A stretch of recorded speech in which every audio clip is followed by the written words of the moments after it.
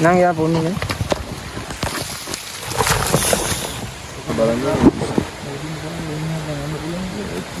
හිට ගිහිල්ලා හිරවන තායි මෙහෙට ගන්නම් දැන් මෙතන මොකක් හරි තල්ලුවක් හරි දාලා පස්සකට ඉතින් කරන්නේ ගල් ටිකක් දෙලා පා ඒකත් දෙමුද අපි ඒක අත්තක් ඉතින් අත්තවුලන්නේ මම කියන්නේ මේ ගල හින්දා අපි මේ අයිනට යනවා වැඩි නේ මෙතන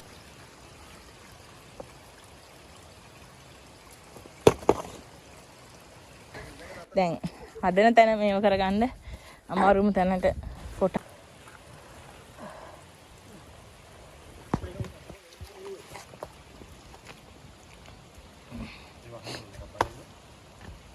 පාර හදලා ඉවරයි. අපි පාරෙන් එහා පැත්තට යනවා. අලුත හදපු පාර ඉස්සෙල්ලා අන්න කවුරු හරි අයියෝ අද්දි නගින් රත්කලේ පතනේ රාත්‍රිය ගත කළ අපි පහෝදා උදේට පායනවා බලලා නැගිටලා ඒ සුන්දරත්වය විඳගෙන වැඩ ඉවර කරගත්ත පුළුවන් තරම් ඉක්මනට මන්දාරම් නුවර යන්න. මොකද අපි මන්දාරම් නුවර අද දවසේ දෙවන දවසේ රාත්‍රිය ගත කරන්නේ මන්දාරම් නුවර.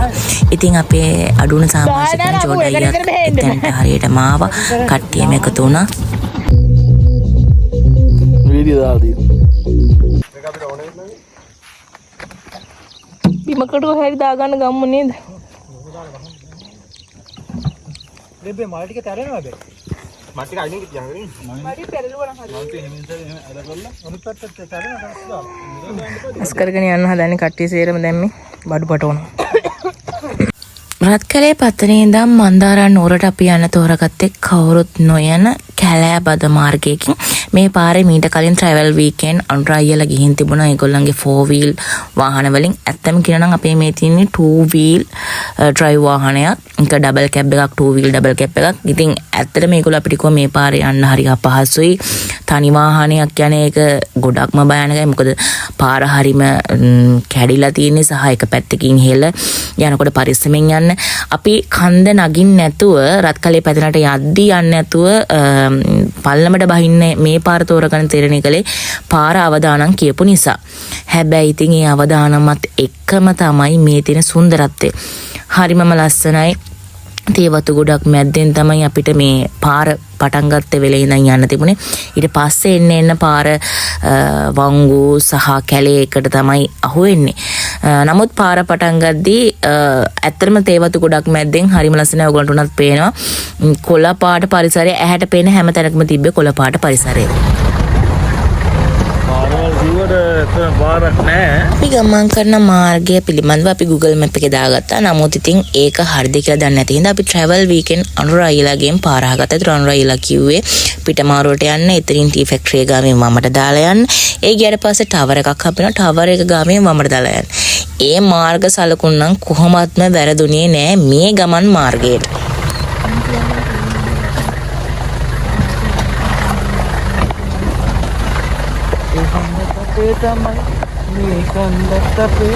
පාර එන්න රළු වෙද්දී ඒ වටා තියෙන සුන්දරත්වය ටික ටික වැඩි වුණා.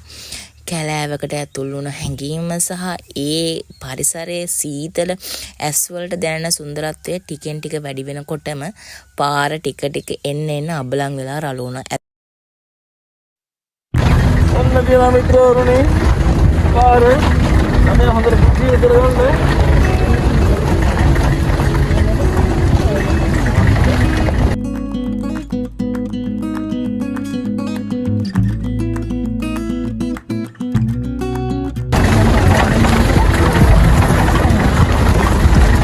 මේ මිත්‍රවරුනි මේක මඩොල්සිම රත්කලේ පතනේ ඉඳන් මන්දාරම් නුවර යන තියෙන ලේසිම පහසුම මාර්ගය. ඒ පාර කාපට්ටා පාරවල්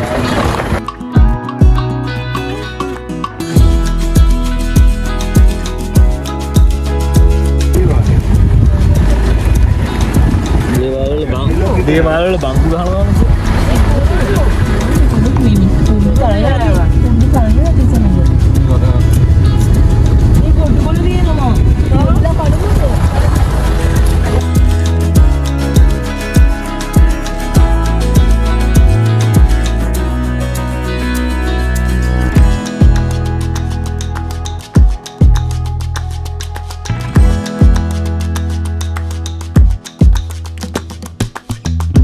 ගඟක් උනත් ලස්සන සැඩ පහරවල් එක්ක ගල්පර වැදිලා ගලාගෙන බහිනකොට කියනවනේ මේ ගමනත් ඒ වගේ තමයි. ගිය දවස් ටිකේ ඇතුළු ධාරානිපාත වර්ෂාවත් එක්ක නායම් සහිත නිසා මාර්ගයට ගල් කඩාගෙන වැටිලා පාර ගිලා බැහැලා මාර්ගයේ අබලන්.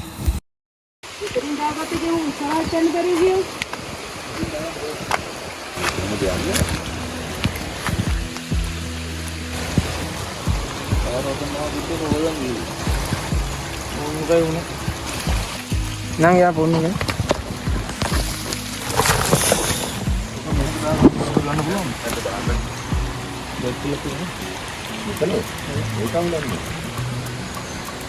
මේකත් කොහොම කරලා ගන්න තිබ්බාන්ට මම පෙන්නේ දැන් යෝඩ ඉස්සර කරලා බයික් එකේ ගිහලා බලන්න ඕන ඉස්සර.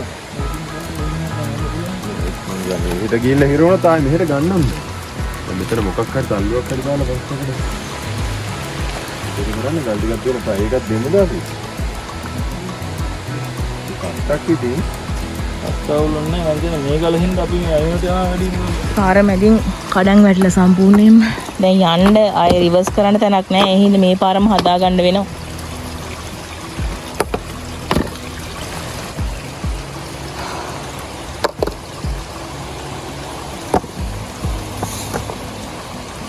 යන්න බෑ කියනවා මෙතනින් එහාට ගලක් වැටලු පාරේ මැද්දට. ඒකයි වැඩි යන්න බැරි නම් ගලක් වලින් අපිට කොහොමවත් යන්න බැහැනේ. ඉතින් වාහනේ මෙතනින් එහාට රිවර්ස් කරනවද නැද්ද කියන එක අපි තීරණය කරන්න ඕනේ. හැංගිච්ච ලස්සන දියැලක් තියෙනවා.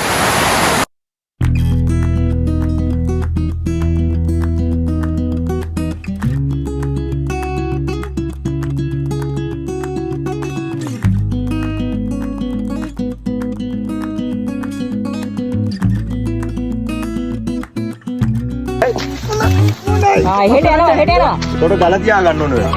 මං ගල තියන්න. Galat dah kan deh. ගල දාගන්න. හරි. Ini galat kita dah kan.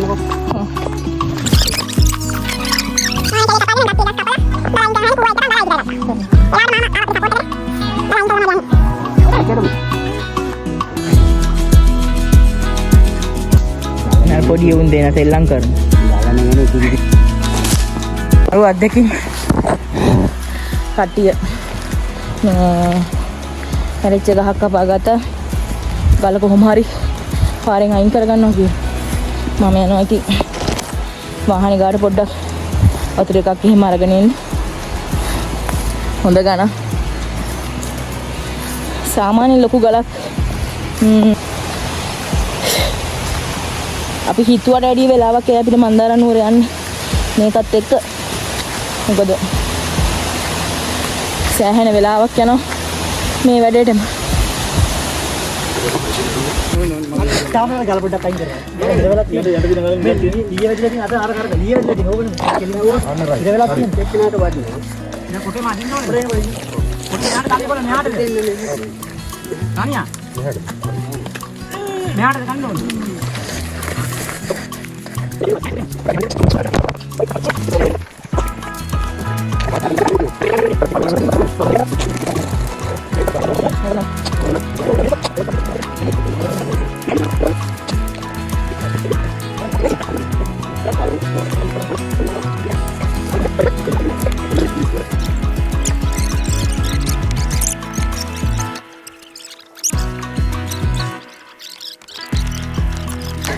දැන් හදන තැන මේව කරගන්න අමාරුම තැනට කොට අරගෙන යනවා කපපුවා.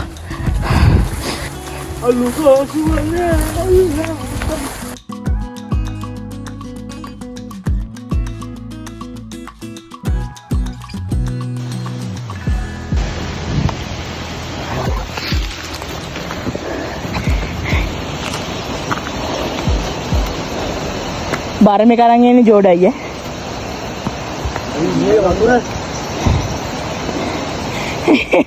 उधर भाई 12 में कर रहे हैं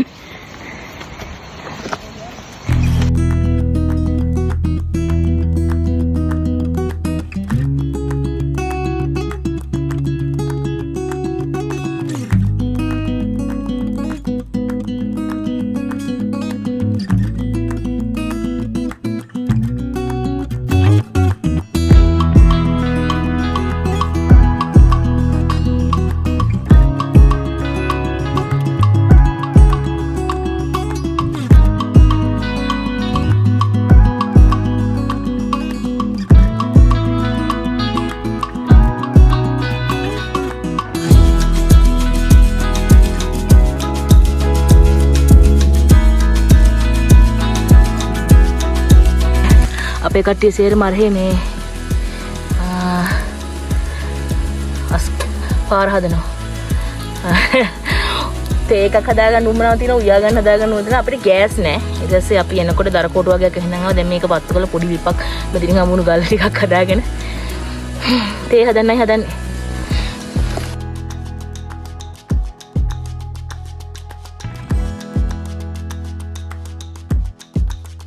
පාර හදලා ඉවරයි. අපි පාරෙන් එහා පැත්තට යනවා. ඒක බෝකටත් හොඳයි හින්දා. අපේ සූනි බූනි යත් යනවා. පොද වැටෙනවා. පොද වැටෙනවා කියලා අම්මට තේරෙන්නේ නැහැ පුතේ. අම්මට මං හිතන්නේ සයිකෝ නෙමෙයි බං. ලාදුරු.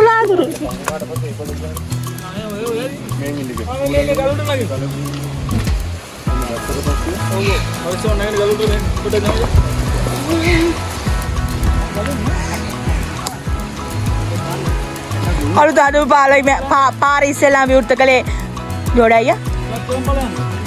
විශේෂයෙන්ම මතක් කරන්න ඕනේ කාරණේ තමයි මේ මාර්ගය භාවිතා කරන්නේ තේ වතු වලින් දළුව අරන් යන ට්‍රැක්ටර් සහ ගමේ කට්ටිය. නමුත් මේ වෙන විට වතු අධිකාරිය විසින් මේ මාර්ගය හදන එක අත්හැරලා දාලා පාර අබලන් විදිහටම තියෙන්නරලා තිබ්බා. එහෙම මාර්ගයක් තමයි අපි මේ හදාගෙන ඉදිරියට ආවේ. ඉතින් අන්තිමට අපිට පුළුවන් වුණා ගමට පාරත් හදලා දෙන්න.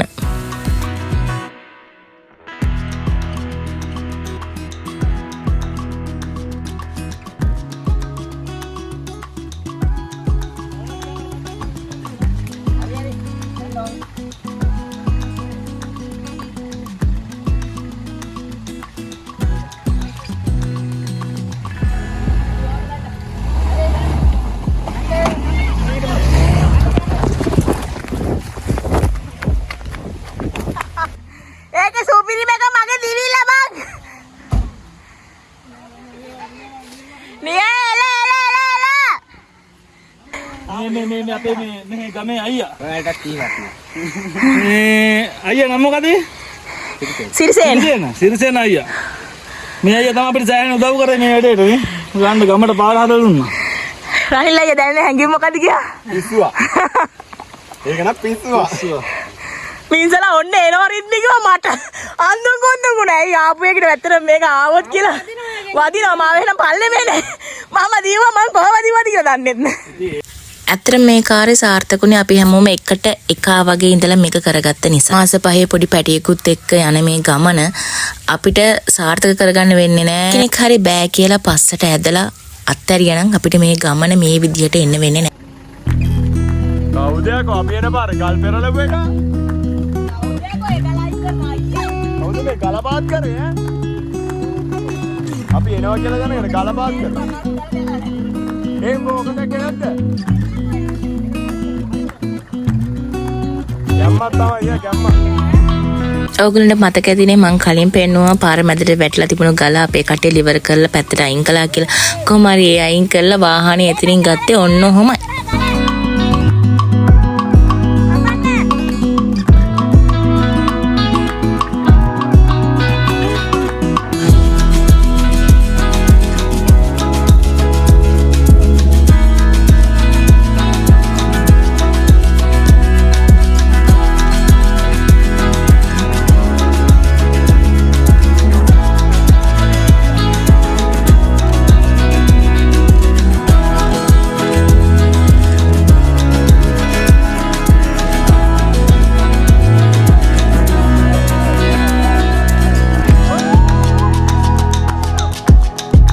හැමදේම වෙන්නේ හොඳටයි කියලා කතාවක් තියෙනවානේ. කොහොම හරි අපි පාර හදලා වාහනේ ගන්නවත් එක මහයෙන් වහින්න ගත්තා. තව දශමයක් හරි අපි හිතෙන හිටියානම් අර හොදගෙන එන වතුර පාරට අර අපි දාපු ගල් සහ පස් ටික ගිහිල්ලා අපිට වාහනේ ගන්න බැරි වෙන්නත් තිබුණා. අන්න එක තියන් කියන්නේ හැමදේම වෙන්නේ හොඳට කියලා.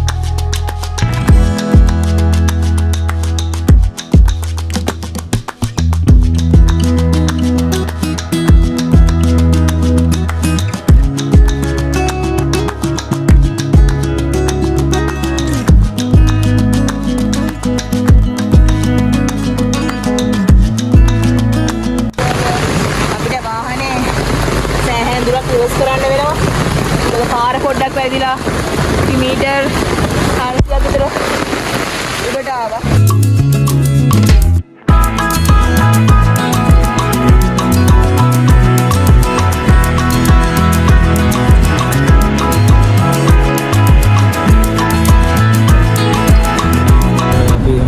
මුහුදුපත්වලා දියපත්වලා ඉන්නේ. පත්වලා. අපි කළුගලේ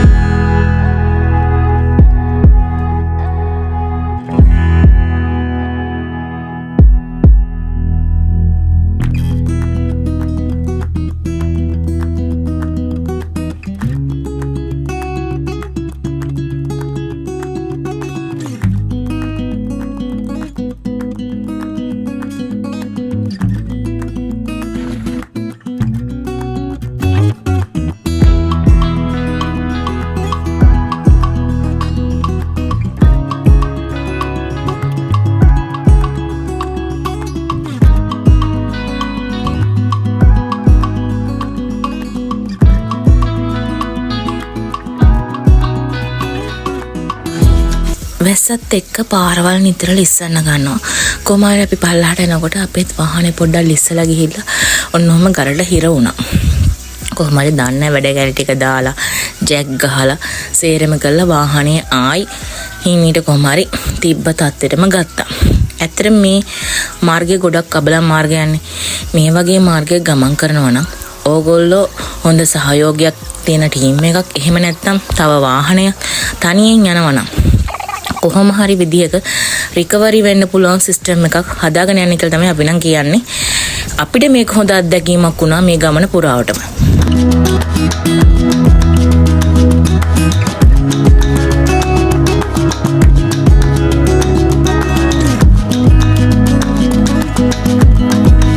වැස්සේ තරම කොහොමද කියලා ඔයගොල්ලන්ට පේනවනේ. පාට පෙරලා තියෙන ගල් ගෙඩි වල සයිස් එක.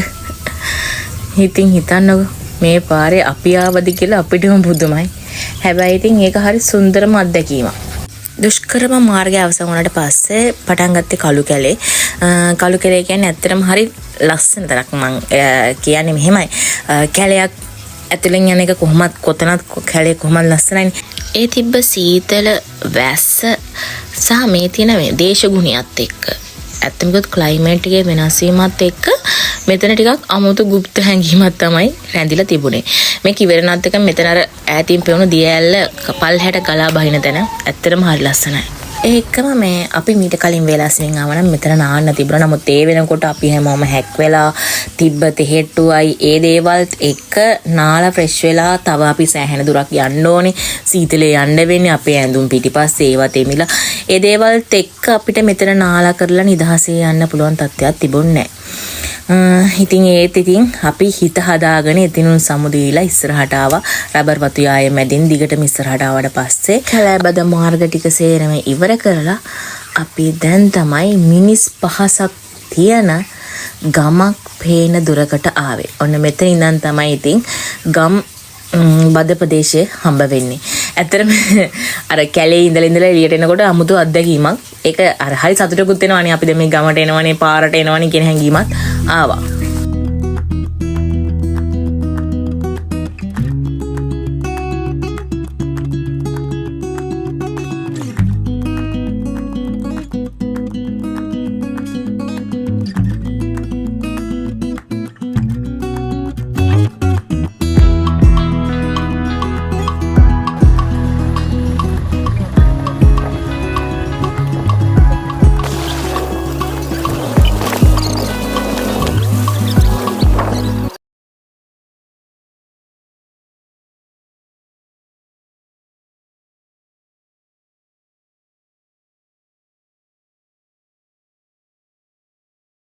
ඉතින් මිත්‍රවරණේ මෙන්න මෙහෙම අපේ රත්කැලේ පතන වීඩියෝ එක අවසන් වෙන්නේ. අපේ චාරිකාව නිමා වුණේ අපි නොහිතපු විදිහකට. අපි නොහිතපු හුඟක් දේවල් වලට අපිට මුණ දෙන්න උනා. මාස 5 චූටි පැටියෙකුත් තියාගෙන. ඒක හොඳම අත්දැකීමක් වුණා අපිට. ඉතින් මේ වගේ තවත් අත්දැකීමකින් හමු වෙමු. සුබ සතියන්තයක්.